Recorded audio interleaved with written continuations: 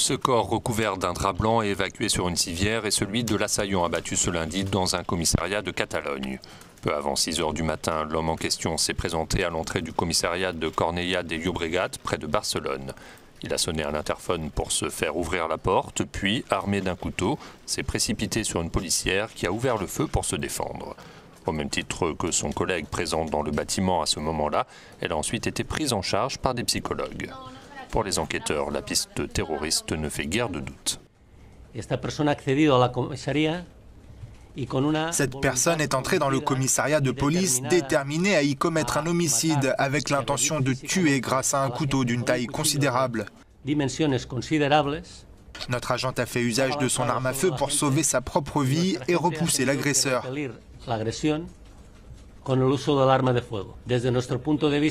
notre point de vue, cette enquête doit être traitée comme une attaque terroriste, car il y a suffisamment d'indices pour cela. L'homme a crié « Allah » et d'autres mots qui n'étaient pas compréhensibles.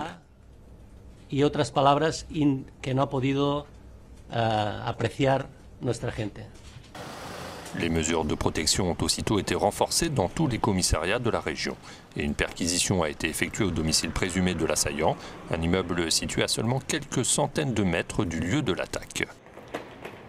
Cornellà de Llobregat est une ville ouvrière située au sud de Barcelone, qui, comme la station balnéaire de Cambrils, vient de commémorer les attentats commis l'an passé qui ont fait 16 morts. Pour les experts de la lutte antiterroriste, la Catalogne est l'un des principaux foyers du djihadisme en Espagne.